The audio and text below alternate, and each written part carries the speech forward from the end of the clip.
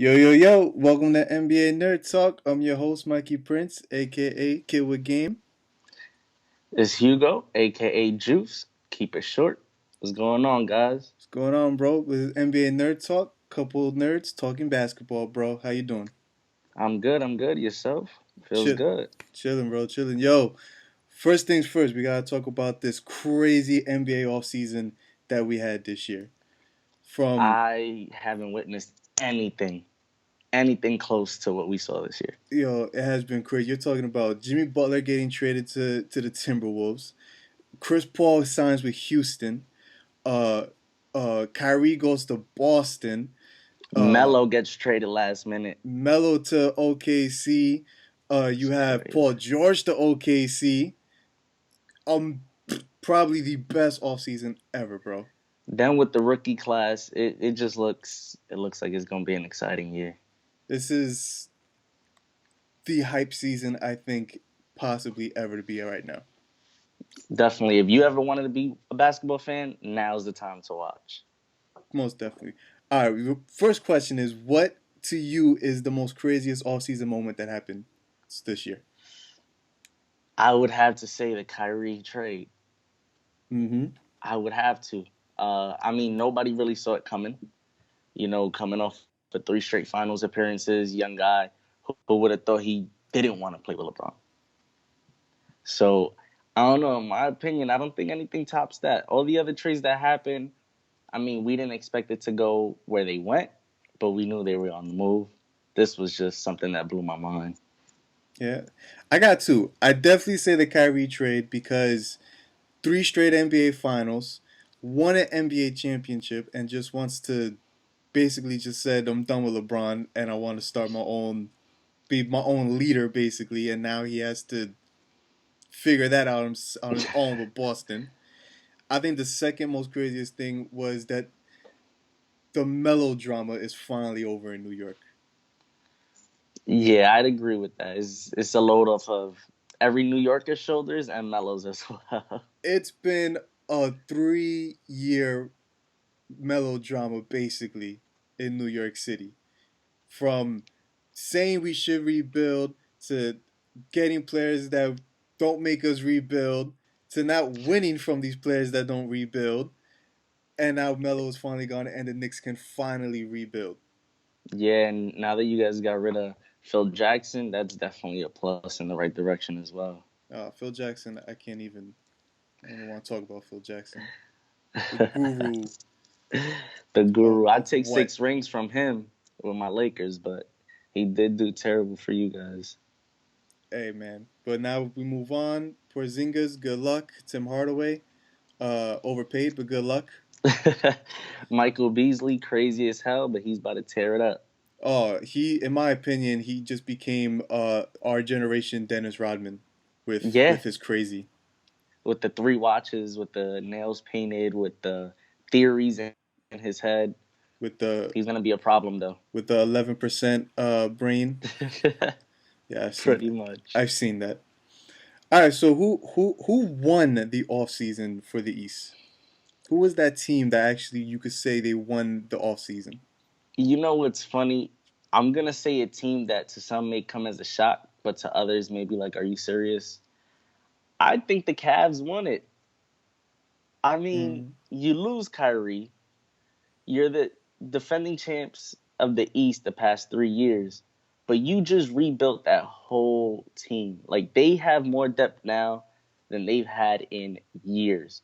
You lose one scorer, you just picked up a ton more. I mean, Isaiah Thomas could go out there and score 25 like Kyrie did. yep. That's not an issue. Kyrie wasn't putting up explosive rebounding or assist numbers, but you make up with that. You pick up Jay Crowder, you pick up D Wade last minute. Mm-hmm. You pick up Derrick Rose. You got all these guys from the trade that's just like, wow, they're revamped. I don't see a team messing with them in the East. Still, who you got? If you would have asked me last week, I would have said the Boston Celtics because I think Kyrie Irving is going to have a dominant season this year for the Celtics. I think he's going to prove that he didn't necessarily need LeBron James to be a great player.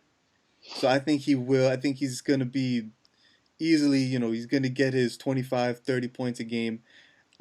They traded Avery Bradley, but they did get the what's his name? The twin, the Morris. Morris twin. There we go. They got him, which I still think is a good defense. Gordon Hayward, I think he's so underrated.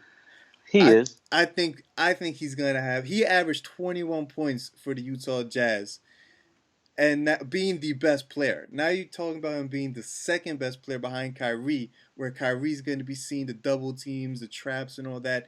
Gordon Hayward can now score a lot easier being a second option. I think Gordon Hayward could average 22 plus points a game. You're right, and I think that's a good look as well. But I don't see them being on top of the Cavs. So in that aspect, they're gonna drop in the standings. And I feel like they lost too much depth. Like you lose Jay Crowder, you lose Isaiah Thomas, you lose Avery Bradley. I mean, those are, two good defenders. Isaiah Thomas was the worst, but Yeah. Kyrie's not that great a defender. You know what I'm saying? Marcus Morris adds depth for the big man, but you don't add really a wing to replace Bradley. I mean, Hayward, Bradley go hand in hand, but Hayward don't play defense like Bradley does. No, that's true. And they're not going to be that defense grit and grind team that you could say that they were last year. They're definitely more of an offensive team this year. They're definitely going to get score and points now. But Yeah, they are. as I said, that would have been my answer last week. However, I will have to agree with you and go with the Cavs because one, I've been watching their preseason games and they're scary, Exactly. and they haven't even played with LeBron James yet. But you're talking Derrick Rose. They bring in Dwayne Wade. You have the Jay Crowder from the Kyrie Irving trade. Isaiah Thomas is still a question mark because you don't get him back till January, and you don't know how the hip's going to be. But Correct. still a 20 plus point scorer. You also get Jeff Green, who's a You, good role mhm. player off the bench. You also have Kendrick Perkins. I mean, who knows how long he'll stay on the roster, but Yep. and he's way past his prime, but he still gives you that nitty gritty defense that the Cavs could use. You know what I'm saying? So, I mean, the depth that LeBron has right now, I don't think I've seen anything like it since Miami.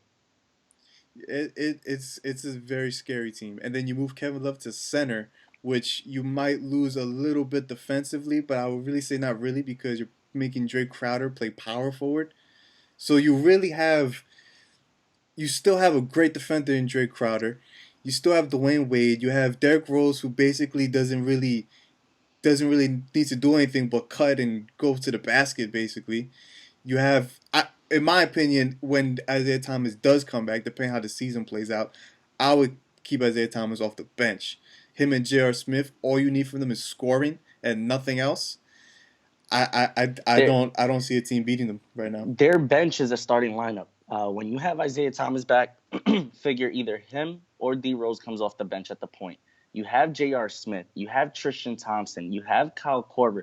These are all guys that have started for other teams and have played really well in the starting lineup. You still have Iman Shumpert too, by the way, That's who right. could just go off at any second. Not as much as he expected when he first got drafted, but can't sleep on them. I mean, their bench is their bench is deep, They they really deep. they're definitely scary. They're definitely gonna win the East.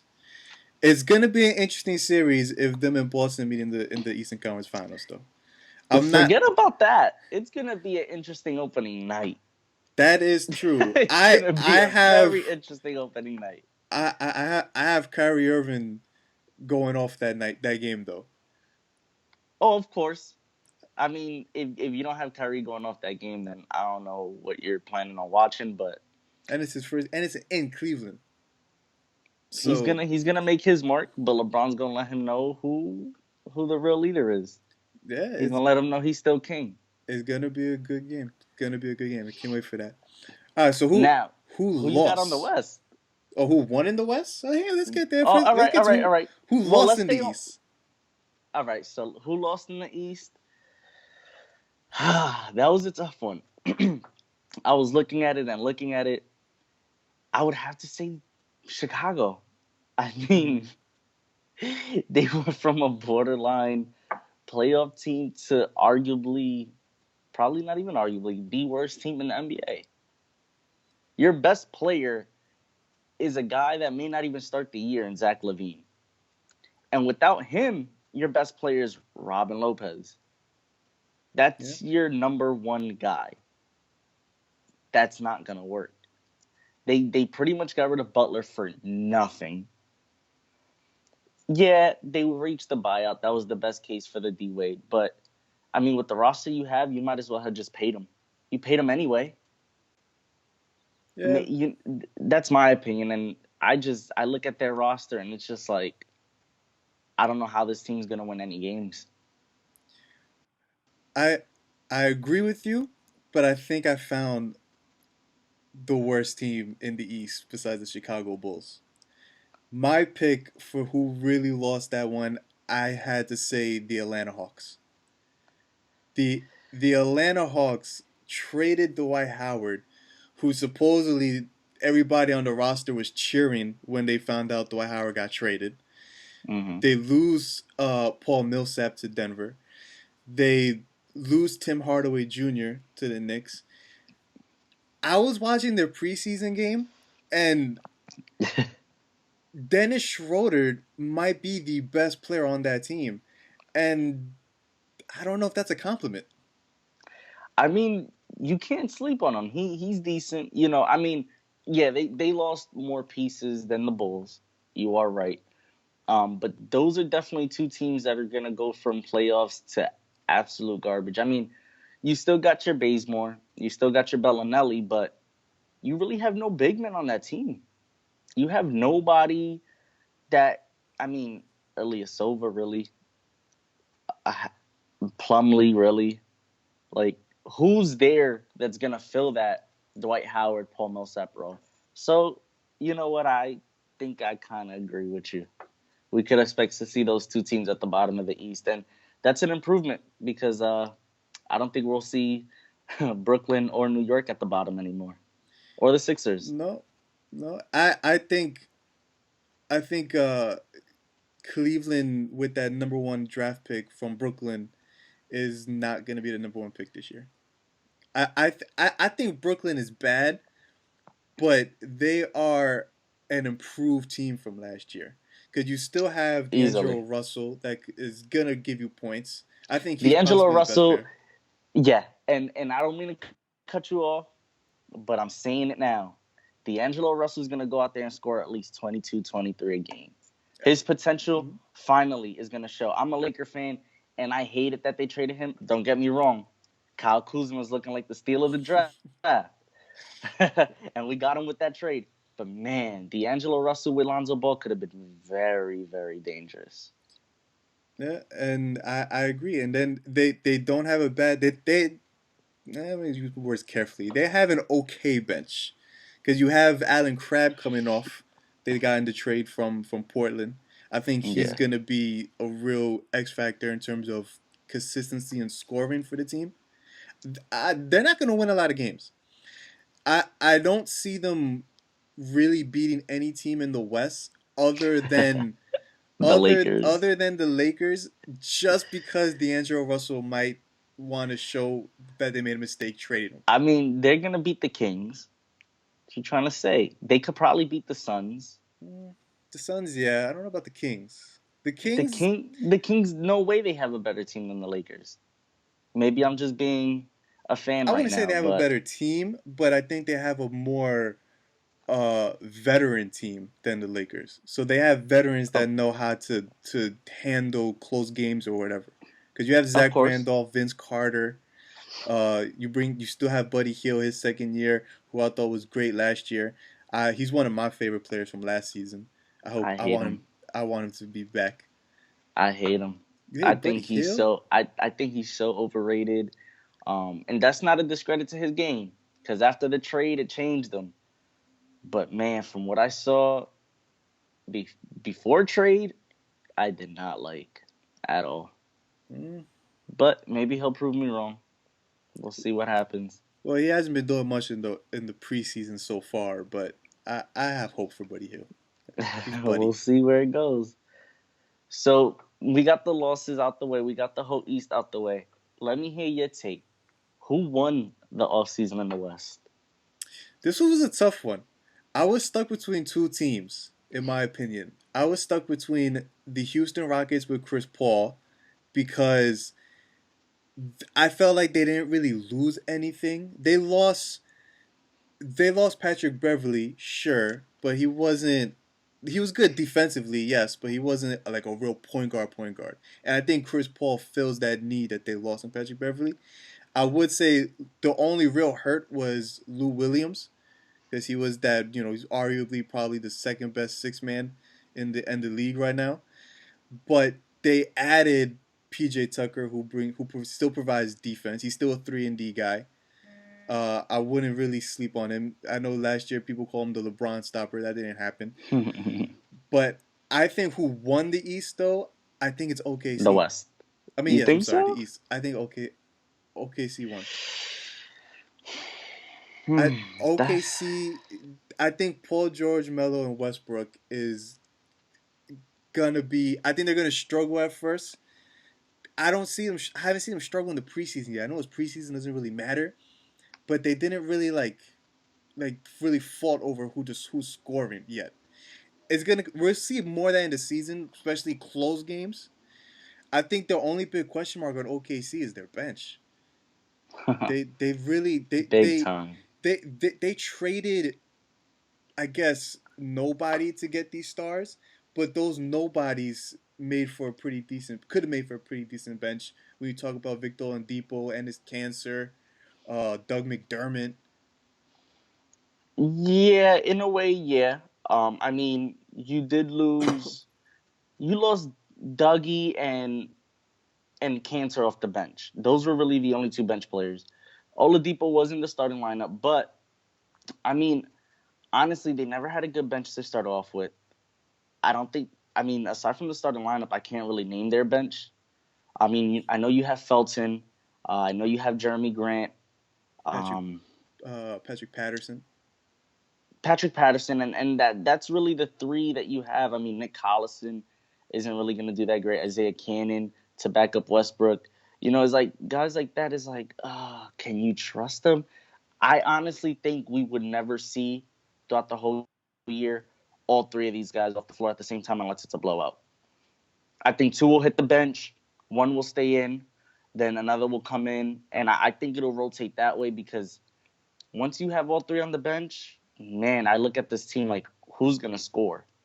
And going going back to your other team, Houston is the same thing. You had like an 8-for-1 deal with the Clippers. Like your bench, I mean, you did keep the main pieces, so you have an absolutely star-studded starting lineup. OKC and Houston, but it ends after that. You think about it, you have Chris Paul, you got James Harden, you have Ariza, Ryan Anderson, and Clint Capella. So off the bench, all you really have is Eric Gordon, Nene, PJ Tucker. That's it. Yeah, I mean, I mean, yeah, I get what you're saying. They filled the need with Patrick Beverly, but I really don't think they needed a point guard. James Harden was the best point guard in the NBA last year. no, I No agree. if no if ands or buts. So Mhm. to get him to have the greatest year that he had in his career, and then take him out of that position was to me a kind of a boneheaded move. Do I like the acquisition of Chris Paul? Yeah. Does it make sense? No. So with that being said, I think who I think won the offseason for the West was the Timberwolves. With the acquisition of Jimmy Butler giving up nothing. I mean, yeah, you gave up Levine, but you pretty much swapped Levine for Butler. Everything else was just a throw in. Well, Butler's an upgrade from Levine. Exactly. You, in my opinion, you upgraded at point guard from Ricky Rubio to Jeff Teague, Yep. and you add Jamal Crawford to that bench. You also added Aaron Brooks. You know what I'm saying? That's gonna be a good team. You got Taj Gibson as well, who, by the way, OKC lost. Yeah. So, with that off the bench, it's gonna be. I see them having one of the more all around depth teams, and with the offseason they had, I think they definitely won it. Do you think the Timberwolves break their 13-year streak of not making the playoffs and they finally Of hit the course, playoffs? of course. I can't name 7 teams. I can't name 8 teams better than them. Hmm. I can name maybe about 5 or 6, not 8. Definitely not 8. No, I agree. I think the Timberwolves. I'm a fan of Timberwolves this year. I was always a fan of Karl Anthony Towns.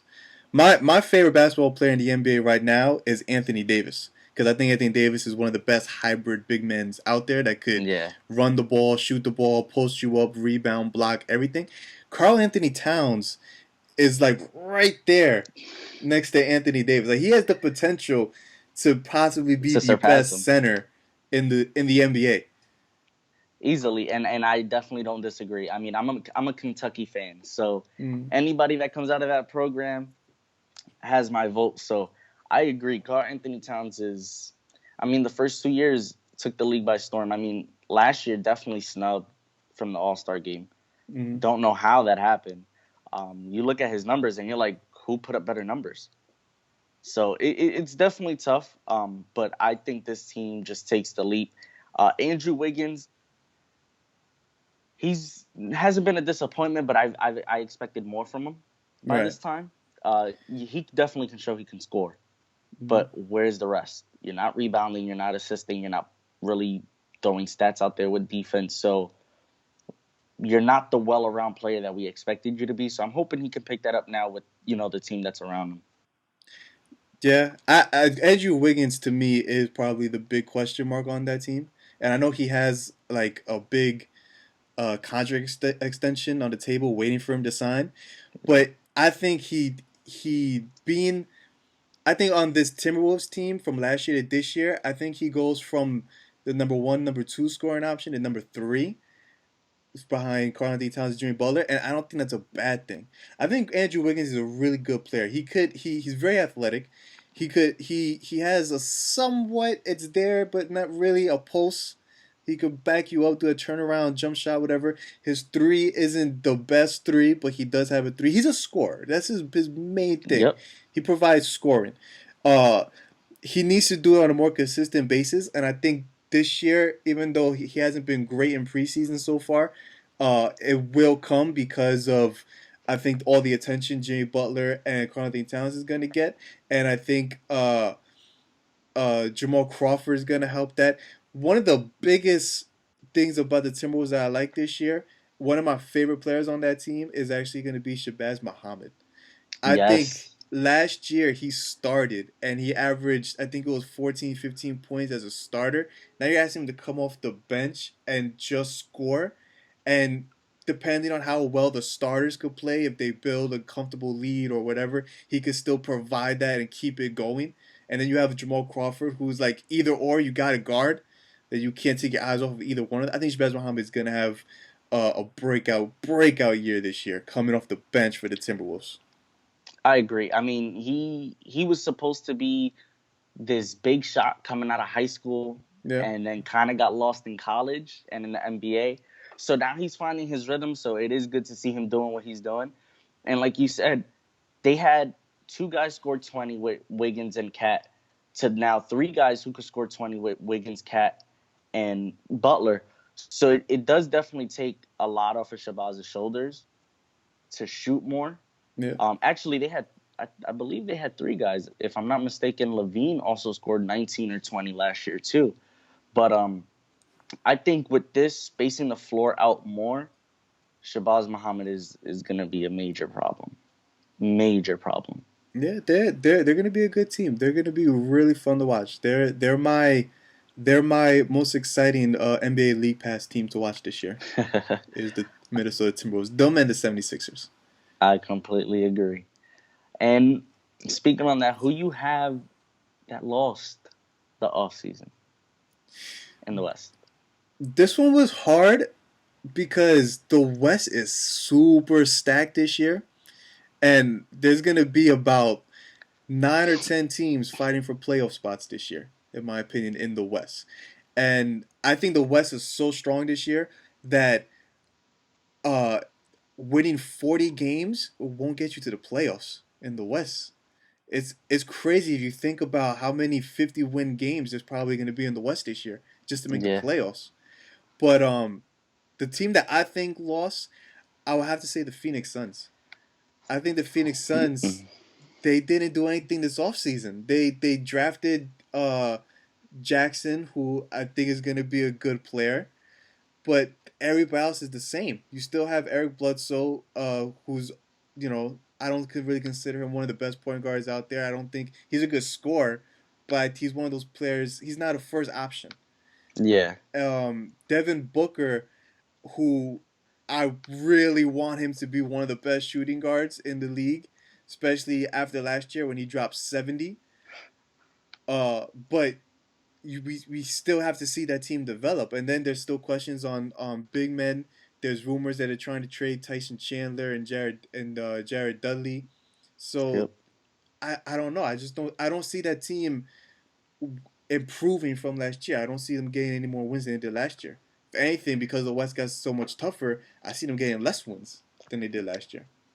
And in a way, I completely agree with you. I mean, I really don't think there was a loser in the West. And the reason I say that is because, like you said, there's just so many improvements and so many players and so much depth in the West now that the teams that stood pat, like the Suns, um, it it's hard to call them a loser because they have talent. You know what I'm saying? They didn't win a lot of games because they have young talent. I mean, they have depth. You got Bledsoe, you got Booker, you got Dragan Bender, you got Chandler, you got Marquise Chris, you have Josh Jackson, who they just signed. You know what I'm saying? Right. I mean, Brandon Knight. You got players like that who could potentially result in wins. Did they lose? Maybe, but I don't think they lost that much. Well, who's your team that lost in the West? I would have to say the Suns. The Suns, I would have to agree, only because if you look at the bottom, what, three, four teams in the West, you have the Suns, the Lakers, the Kings. And the Kings and the Lakers definitely improved. Yeah. I mean, in my opinion, you got, with the Kings, you got De'Aaron Fox. They got 4 picks. 4. And those 4 guys can all make an impact. From De'Aaron Fox to Harry Giles before his injuries, he was supposed to be really good. Justin Jackson is looking pretty good. Um, like you said, you got Buddy Hield from last year. They also signed Frank Mason, who won, what was it, the College Player of the Year last year. I mean, you signed veterans like Zach Randolph and Vince Carter. Now, don't get me wrong. This isn't going to be a team that goes out there and makes the playoffs, Mm-hmm. but they won't be as bad in a laughing stock as they were. Same thing with the Lakers. I mean, not much improvements, but you go out and you sign a center such as Brook Lopez, who gives you that scoring. If you notice the Lakers the past couple of years, I mean, I'm a Laker fan, I've noticed it. They don't really have that go-to guy. Brook Lopez could be it. Um, I know they want Brandon Ingram to develop into that. I don't see it. I'll get to that in a second. But with additions like Lonzo Ball, with additions like Brook Lopez, Contavious Caldwell-Pope on the offensive and defensive side of the ball. I mean, they just added Andrew Bogut. You also got Kyle Kuzma, who I said earlier in the show. Yeah. Steal of the draft. I mean, Mm-hmm. where did this guy come from? Rated one of the worst shooters coming out the draft, and this guy is shooting like 50% from 3 since Summer League. Yep. I ain't complaining. I'll take him. Thank you, D'Angelo. I appreciate it.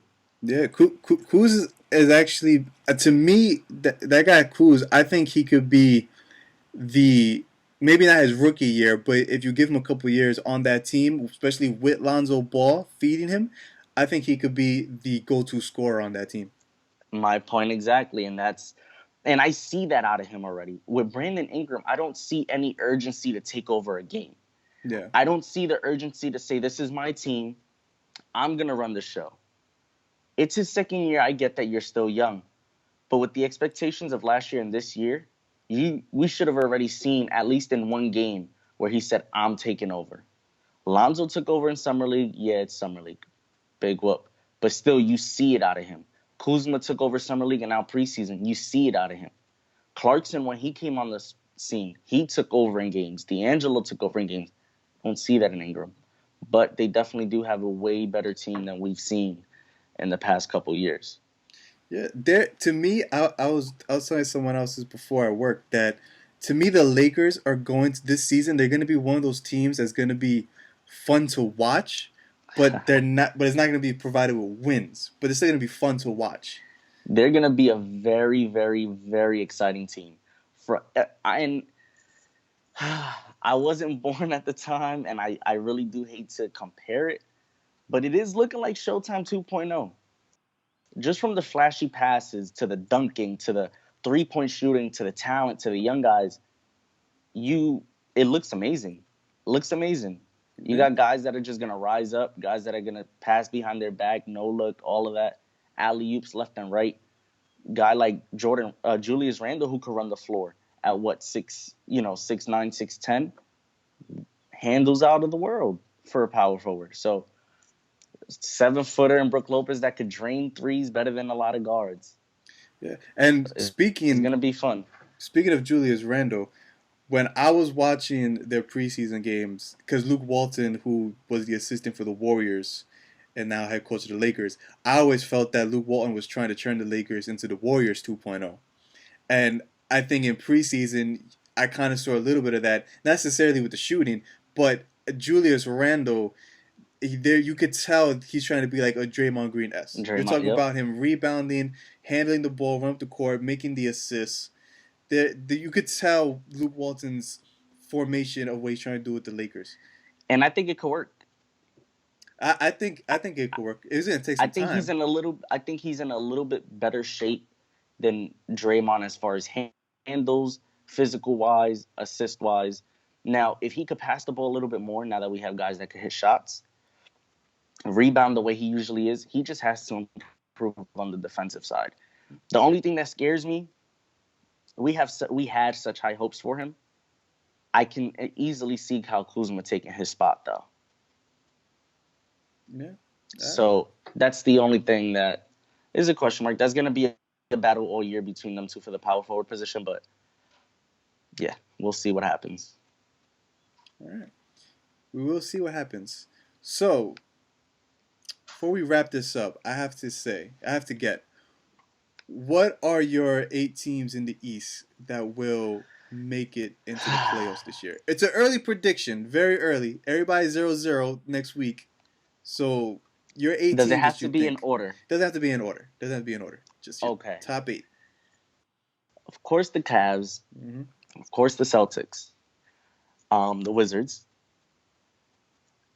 I have the Raptors. That's 4.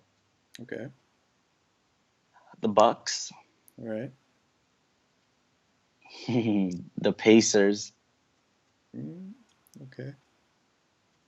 The Hornets.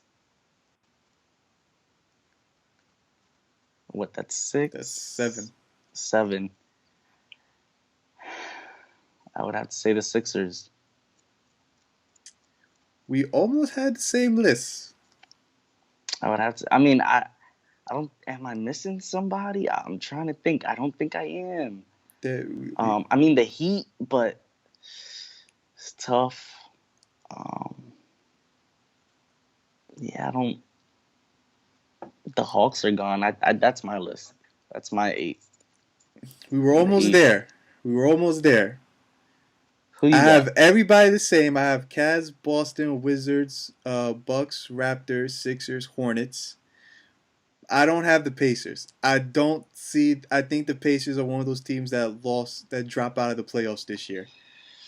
They have too many new players. Paul George was a huge factor on that team. Miles Turner has to prove that he could be the guy on that team.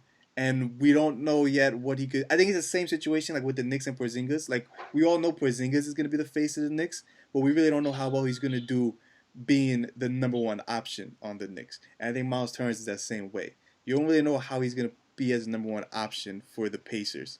Victor Oladipo has coming off a really bad year after he did in Yeah. OKC, so you don't know if him on a new team makes this new Victor Oladipo that comes out, or if we're just gonna get the same Victor Oladipo we got in OKC.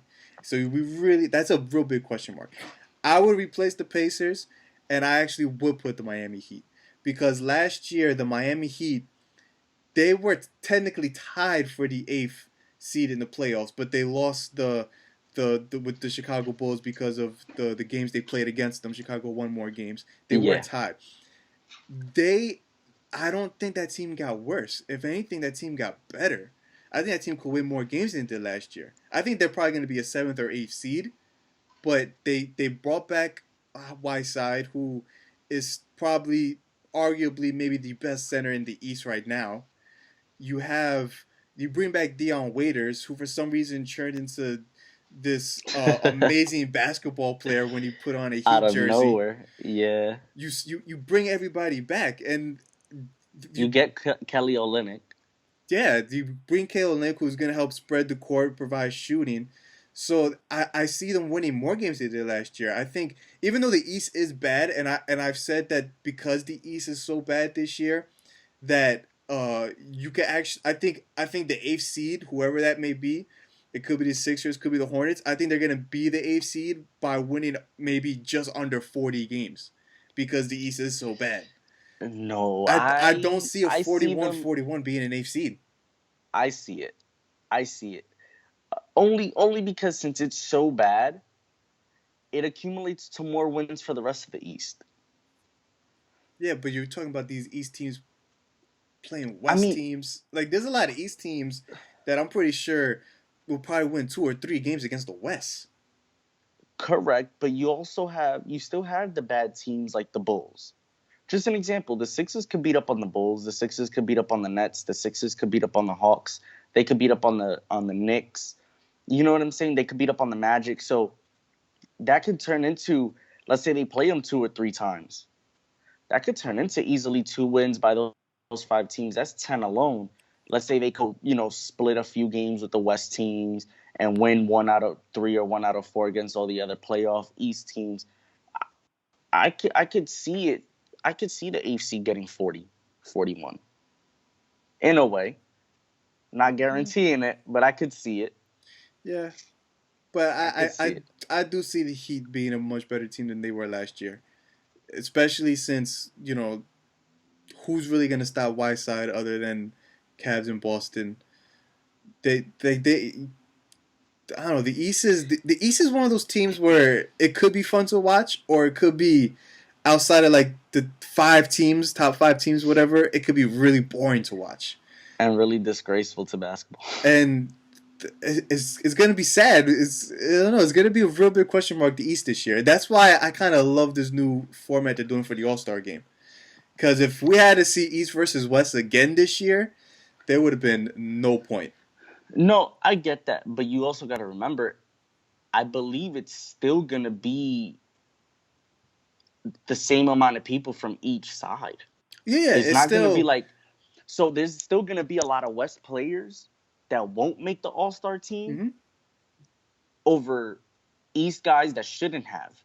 So you're still going to have that being lopsided. But I do like the format as far as a pickup game with the whole little I got you, I pick him. I like that. But if you're going to do that, you might as well just do all in all, just a roster of 23 and just have everybody chosen, whether it's 18 of them from the West, let it be. Because at the end of the day, I mean, just look at it. You're going to have to choose guys from other teams, even though Right. you may not want to. Right. But I think in the East, they're because a lot of players did move to the West, and there are going to be a lot of players in the West that will get stubbed in the All Star. I think Damian Lillard might get snubbed again because so many point guards are there. Now you have two forwards in Paul George and Melo that now you have to argue, put in the mix in that pile in. There's going to be a lot of stubs. But I do feel in the East, because now there's less, there might be some players that are a little bit more deserving to make it than previous years. I think for sure Gordon Hayward's going to be an All Star every year now in the East. I agree. He will always make that now. Um, Giannis is probably gonna start. The Well, he seven, started last year, yeah, but now he's so gonna start more consistently. yeah. The 76ers, this might be the chance for Joel Embiid to be worth that $148 million contract he just Oh, extended. oh my God. Did you see that? That contract was the dumbest contract I've ever seen. I mean, the guy hasn't even played 50 games. Don't Listen, get me wrong, talent's there. You don't go sign somebody for 5 more years for 148 mil when in his first 3 years he's only played 47 games.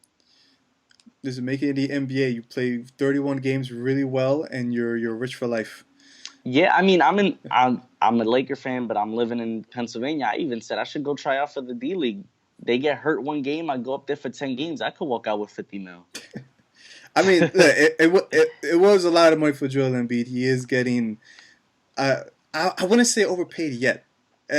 I'm not gonna say he got overpaid because we haven't seen him play yet. For all you know, he could come back this Overpaid. season and have the best season ever. He could play 70 games. That's the 76ers might surprise people. They could be the fifth seed. You I never would know. hope so. I would hope so. I would really hope to see him play. I do. I want to see him play. But I wouldn't have signed him yet. Let him play this year, see where it goes. He was on the contract this year. It's not like you were losing him. Let him play out the year. Yeah. If he Well, plays they another 20 games, then you don't sign him. You know, okay, look, he has the talent, but he can't stay healthy.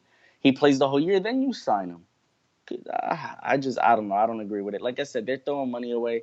They sat here and signed JJ Redick. JJ Redick's worth 25 million a year. well, I don't think so. wow, that A year. that was more of an assurance thing for JJ Redick because JJ Redick didn't want to sign long term, and if he did sign long term, it was going to be a lot short. So he figured he's really betting on himself, and plus the 76ers, they had a lot of money to spend this offseason, and there was nobody coming to the 76ers this offseason. So they had to give 1 year unnecessary amount of contracts for players, and hopefully they can make a good playoff run, second round at best, and re-sign some players or eye some free agents next year.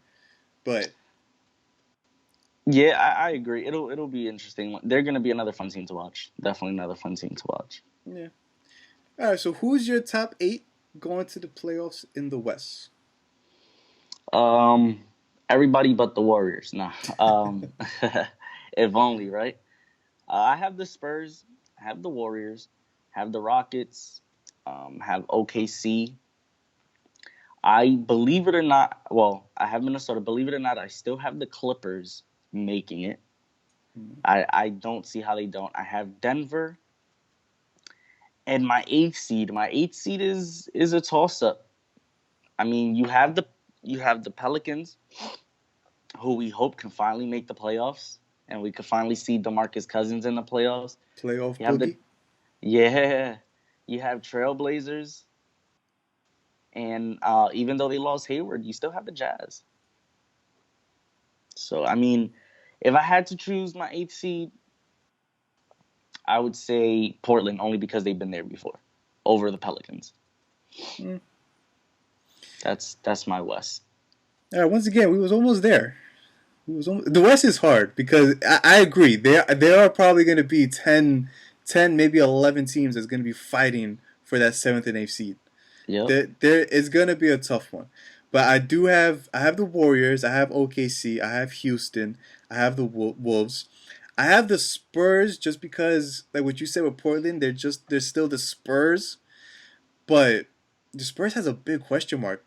They're gonna be there. They're gonna be in the playoffs, but the Spurs to me just aren't the Spurs anymore. Because now you have Kawhi Leonard, who's I don't want to say injury prone, but it's starting to look that way now. Nah. He's I starting. mean, they still finished what, top three seed last year? I I don't mean, see him top three this year. I don't see I him. see them top five, and I still can see them win. It's all a system. That team is just all about a system.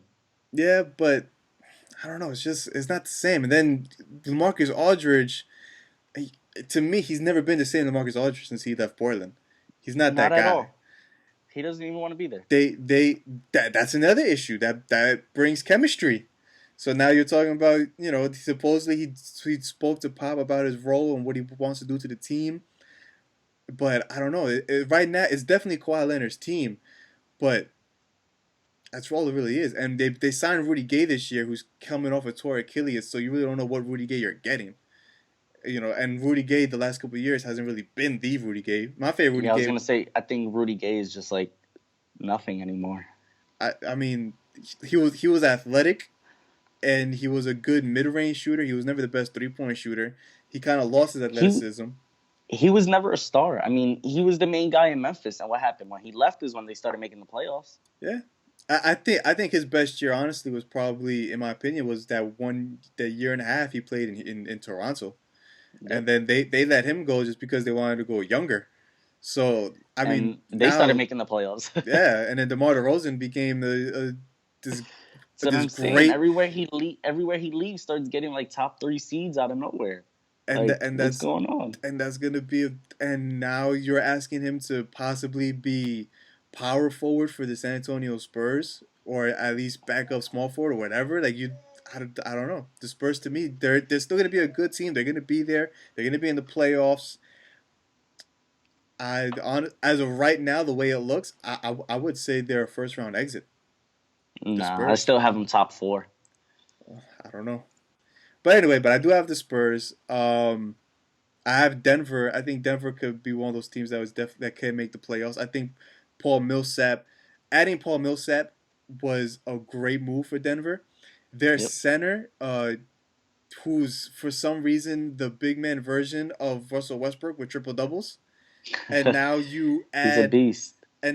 Paul Millsap, who could basically shoot threes. He could cut to the basket. They added a veteran scorer to a young Denver team, and you add Yeah. veterans, and you still keep Wilson Chandler, who isn't the same Wilson Chandler, but But in it's still him. spurts, coming off the bench in spurts, whatever, he could still provide points. Kenneth You have Will Faried, Barton, Kenneth Faried, I think Gary Harris is gonna, especially since he just signed a contract extension too. Jamal He Murray. Jamal Murray, who replaced at the point guard spot. I don't know. They're a great team. I think they're gonna be a playoff team this year. They really are. They're a Um, great team. I do have Portland making it. The only reason I picked Portland is what you said. Portland been there before, so I think Damian Lillard has a lot to prove, because in a Western Conference that now got stacked with a bunch of big twos and big threes, the Portland didn't really make any huge changes. And yeah, you have Damian Lillard and CJ McCollum, but I think Damian Lillard is the one that really has stuff to prove. He tried to get Melo. Melo didn't want to waive the no trade Yeah. clause to go to Portland. So it's like, I guess in like his mindset is like, yo, people don't want to play with me? Is it, what is it? And I think he's gonna have a great year, and I think he could carry the team into a seventh or eighth seed in the West. Um, the eighth team I got going to the playoffs though, uh, and you could say that I'm fanboying about it because since last season they became one of my favorite teams. I have the Pelicans. I I can't see the Pelicans not making the playoffs. They lack in shooting, yes. Uh, but when you have arguably the two best big men on the same team that can both post you up, rebound, block, shoot mid ranges, and shoot the three, you then I think looking at the the Pelicans roster, I think they can finish the season top six in being the best team for defense. Because you're talking Rondo, who Well, Rondo just got uh surgery. He's gonna be out 4 to 6 months. no 46 weeks. It said Oh, weeks. I read that he wrong then. he he he's gonna miss the beginning of the season. But it's not like Rondo's not the type of player where if he comes back, he lost something. Yeah. Like when he tore his ACL in the Celtics years ago, it's not like he came back and was a less version of Rondo, because Rondo He was was still Rondo. always Yeah. Rondo was a very basic player in terms of passing and playmaking, getting teams involved. I think he's a good defender. So he never relied on like athleticism. He was never a great shooter. He still isn't. But I think Rondo's more of that old school, I'm just just gonna pass the fundamental ball, player. bring it up type Yeah, of player. Yeah. and I think even after this injury, he could come back and still be that player. And you have him a point guard. You're moving Drew Holiday to the two, and that's another thing too. You lose Rondo, but it's not like you lost a point guard because you just moved Yeah. Drew Holiday right back to the point guard. You have Tony Allen that can now be your starting two guard, which is Tony Allen is probably the best shooting guard to play defense in the NBA right now. Yep. And in the So West, with all the best shooting guards there, yeah, Klay you're Thompson, gonna have James him Harden. guarding up everybody, and he could do it. Yep. Tony Allen could definitely do it, and that's why I think yeah they aren't going to be the best jump shooting team. Their bench is decent. They don't have the best bench at all. I think signing Clark from the Warriors will help their bench a little bit because he could still come off the bench. He could be that 6 man role. Solomon Hill from So, the Pacers. Solomon Hill is still there. Um, Dante Cunningham, I think, can be a good corner, just set in the corner, feet set, ready to shoot, and that's gonna Yep. help with Rondo being on that team. And then again, you have the two best big men in the league. You have two guys that could get you 25 plus points a night and 10 plus rebounds a night. Easily. So I don't see how and yeah, the West is gonna be. I think if the Pelicans was in the East, that'll probably be a third team best team. So who do you have that's not Um, in the playoffs from my left? The Clippers? I don't see the Clippers making it. I don't. I They didn't think. lose any. They didn't lose anything. I actually had them up there with winning the offseason. They got 8 players for one. Well, they got A+ for one, Technically, but they released a lot of them though. So they yeah, really but only kept Beverly and Lou Williams. you got Sam Decker, you got Montrezl Harrell, you have Danilo Gallinari, who they signed. You still got Wesley Johnson. You also got Plumlee. You know what I'm saying? You still got Rivers. You got that European guy, Milos, the point guard, who his passing just looks out of this world. Like, they got depth, which they haven't had in a long time. They do have depth. I will agree with you, but there's a lot of question marks on the Clippers, which is why I took them off the team. Because yes, they got more for Chris Paul than what they lost, but you lose a guy that basically made DeAndre Jordan look like the best offensive center in the league. You And lose him, replaced him with a guy that's doing the same thing, probably better. That but Milos dude passes better than anyone we've he seen. And does. But he's not going to start, and you really don't know how well he can handle himself in an 82 game season with the NBA talent that's there.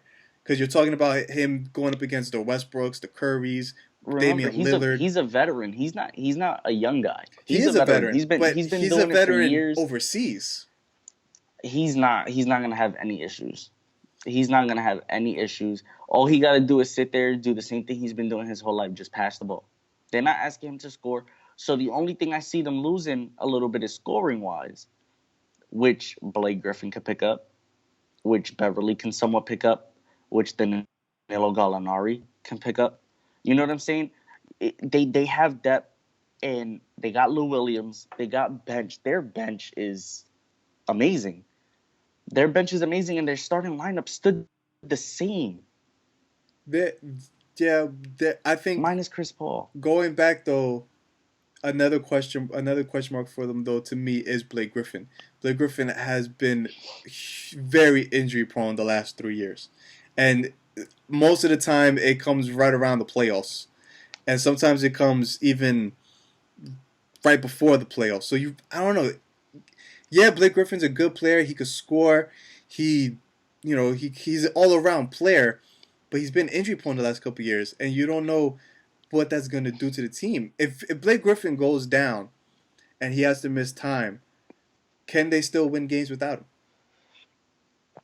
Yeah, not as many though. I mean, don't get me wrong. I'm not a Blake Griffin fan. I've never been a fan of him. I don't like him. I don't like his play style. I don't think he's that great. But if you could go out there and score 25, you're doing something that I'm not seeing. Even if it's coming off of dunks 80% of the time, you're scoring. As long as the ball goes through the hoop, it's all that matters. And honestly, this team has a lot more people that can put the ball through the hoop than they had since Chris Paul has arrived. Um, So I still see them battling. I still see them as a 6 to 8 seed. Don't get me wrong, the West is super strong, but I don't see them dropping out. I mean, they're just too depth. if I had to put them in the playoffs, I would probably have to take out Portland. I would think Portland would be the one to lose the spot. But I don't know, the Clippers. I can't see the Clippers going to the playoffs this year. I really don't. And It's gonna be interesting. it's gonna be fun to watch. It's gonna be seasons next week. We will find out. I can't wait. I'm Me super neither. excited. I already got my NBA League Pass. I'm ready to go. I'm getting it this week. So we need to hurry this thing up already. Next week needs to get here because basketball is back. NBA is back. Possibly one of the best NBA seasons we're probably going to see this year. Yep. For half a conference. But it's going to be great. I can't wait. So yeah, this is our first episode of NBA Nerd Talk. Two nerds talking basketball. We're gonna come back to you next week. Next week we're gonna do award predictions. We're gonna predict who's gonna win. Who's taking it all? Who's getting MVP? All of Who's it. everything? Rookie of the year, 6-man stay defense. tuned because it is gonna be a lot of debating. Oh, I would agree with that. A lot of debating. So everybody keep your eyes and ears peeled and ready for next week. Yes, sir. Yes, sir. All right, man. I will catch you next week. You have a good one. Everybody stay safe. This has been Drive NBA safe. Nerd Talk. Enjoy.